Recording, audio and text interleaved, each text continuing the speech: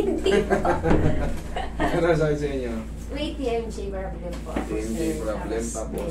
Sakit po yung balat. Let me see. Split na po. Pwede nyo tanggalin? Sige ito. Ay, split mo. Yan ka? Oo. Sara? Oo, okay naman. Tumutunog po siya. Sumasakit ba siya? Natunog po siya talaga.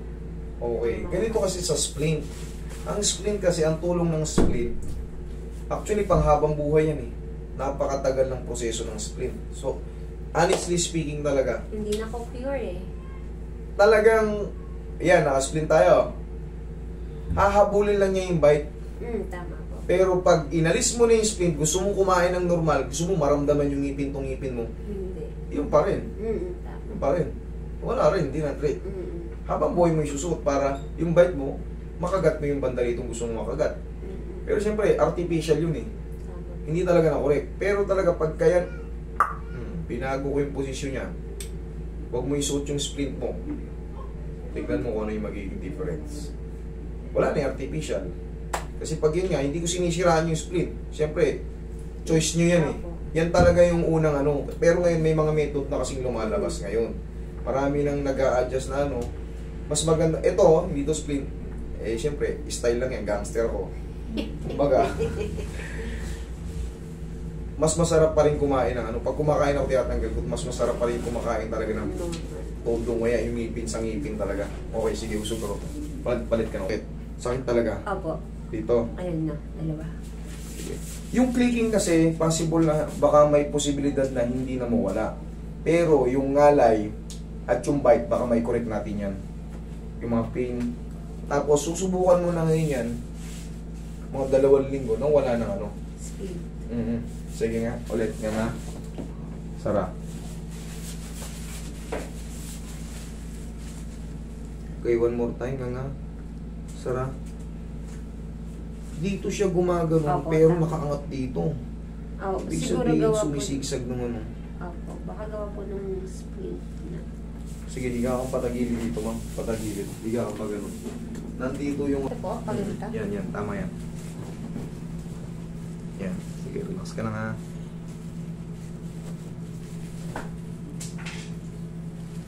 Okay, sige nga. Dahan-dahan sara.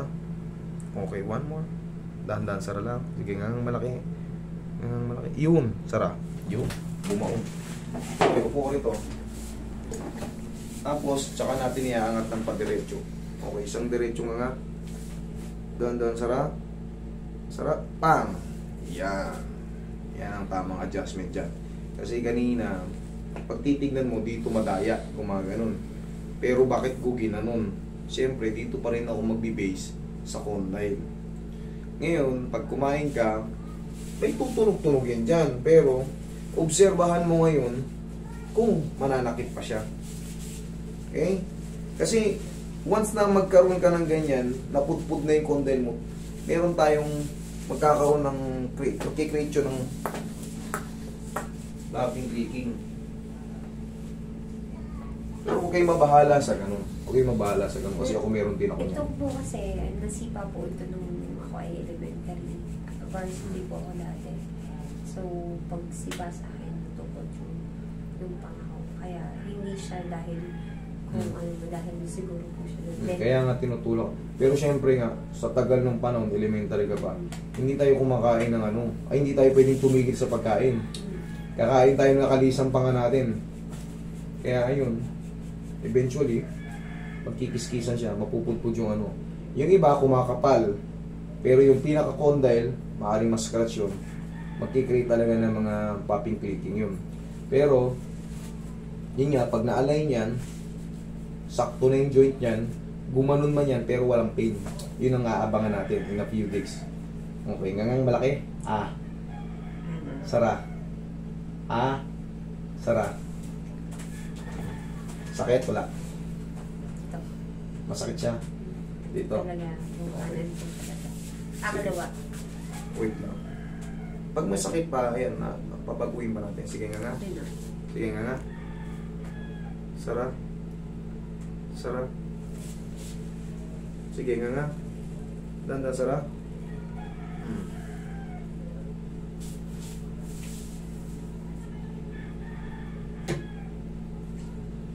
Meron ng ano yung ano mo, mami. Mas malalim talaga rito, mas bumabaon siya. Mas bumabaon siya rito, ito. Mas bumabaon siya, oo. Tingnan niyo po, may parang yung ano ko, yung pisngi ko, may parang cut siya na gano'n. Oo, yun nga mas malalim siya. Makakapako naman siya at makikita ko kung paano yung movement ng jaw mo. Ngayon, malamang magsasanay ka pa rito ng mga isang linggo pa. Testingin mo munang kumain ng mga isang linggo, doon mo malalaman yan kung sasakit pa. Huwag mong huwag ka munang gagamit ng splint. Mag-report ka sa akin, ha? Kung talagang hindi mo wala yung balikan mo yung splint, tapos balik ka rito. Kahit wala kang bayaran sa akin, walang problema. Okay? Gusto ko lang kasi maayos talaga. Yun ang target ko talaga, maayos. Para makalaya kayo sa makakain kayo ng maayos. Kahit bigyan ko to ng warranty, wala kayong babayaran, walang problema. Para ka lang nagpagawa ng cellphone. Okay. Yeah. Sakit la. Mas gumanda, mas sumakit, mas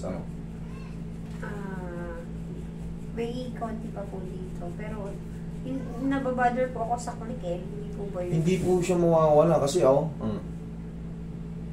kahit siya ganun sa'yo parang. Pero, Pagka na tayo, naputpud na siyempre pagka nasiraan tayo ng jaw at matagal siyang napaayos.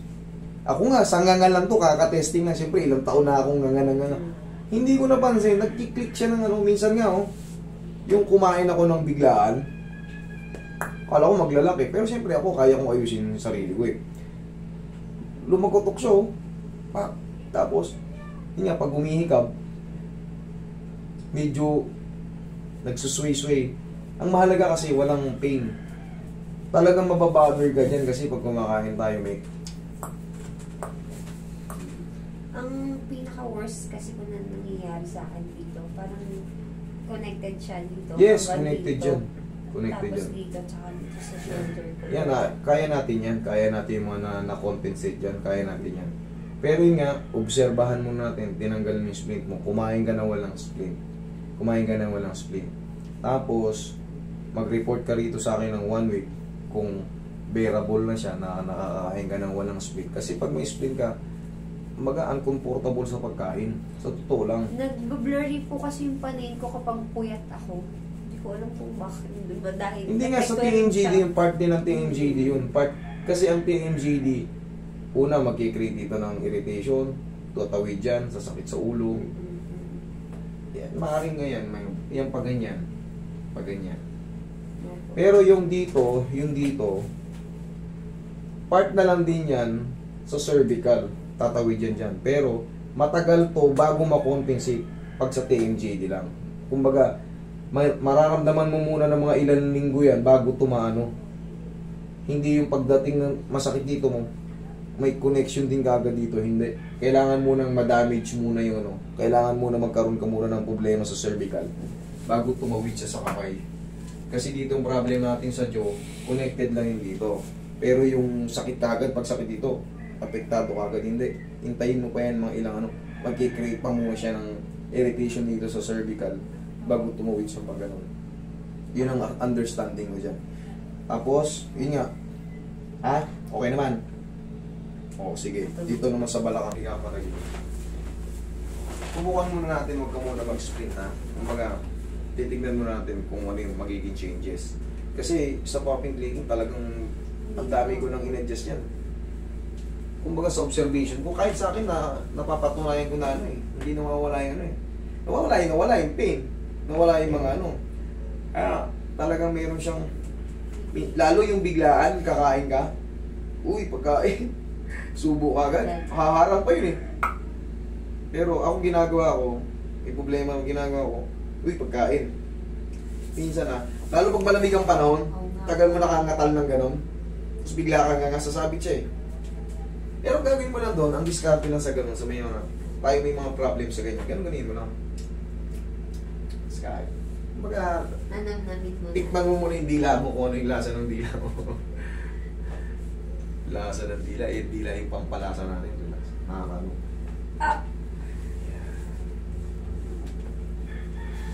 Okay, kabilang side. Kaya nga nasabi ko, bigyan kita ng warranty. Wala akong sisinginin sa'yo pagkano.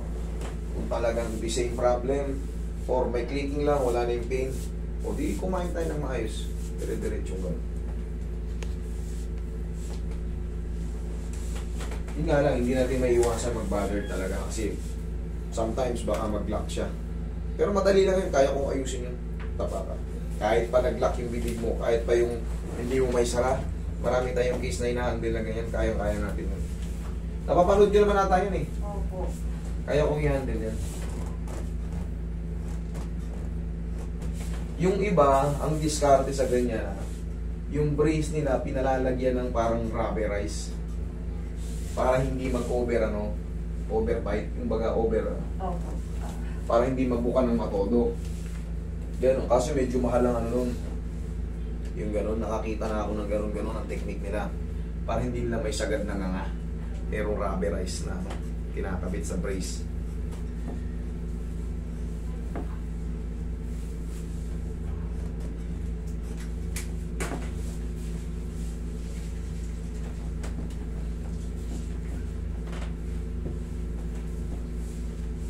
Okay. Diyan ka lang, mama.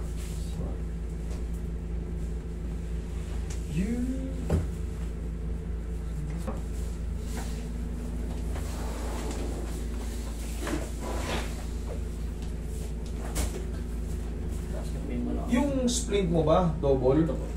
Bilang Hindi po. Ay, sorry. Hindi siya buo, pagkahiwalay. Hindi po. Isa lang po. Sila lang Oo. po. Sige, relax lang.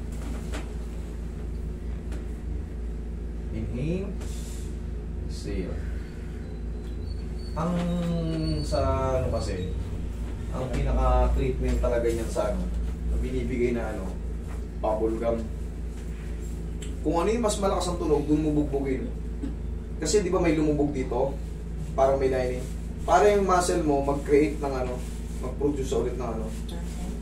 Ganun ka oh. Sa unang pagkakataon, malamang mangangawit tayo. Para ka lang nag-gym. Sa una, bagong first gym mo, sakit ng mga muscle ko. Sundan mo lang ulit. Ngayon, i-therapy mo yung sarili mo within siguro 1 to 2 months. Bubble gum ka lang muna ng bubble gum. Magmamasil yan, makakahabol yan. Di ba? Ayan kasi mayroon ka ng ano, May cut na. may cuts na eh. Ngayon, yung nguya mo dyan mo lang bugbugin ng bugbugin para yung tunog dyan. Baka sa elastic cartilage yan eh. Meron din kasi tayong tinatawag na elastic cartilage sa jaw. Yun din nagkikreate ng popping clicking. Pero napapalitan yun. Kakanguya natin doon. Yun ang ano. Panoorin mo lang din yung anatomy ng EMJE para malaman mo kung ano yung binabanggit ko. Kasi meron tayong tinatawag na transition eh. Tapos yun nga, elastic cartilage na pumapalit doon pagka sumobra yung hiccup natin minsan. Tapos sa'yo kasi may instances din na ano, tatamaan ka talaga. Kaya lumihis. Kaya ang ginawa natin dyan sa'yo. Pero yun nga, pinaka-basic niyan, bubble gum. Yun ang ano yan. Nguyaan mo lang ng nguyaan hanggang sa mag-create ng muscle yung ano mo. Sa una mangangawit talaga, pangkaraniwan lang yun. Pero pag may pain, mag-report ka sa akin, ha? Yun lang, pinaka-technique natin dyan. Wait lang.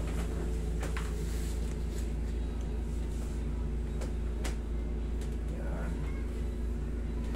Obserbahan mo dito kung may mga pain ka. Check mo. Pati yung mga balakang mo, check mo.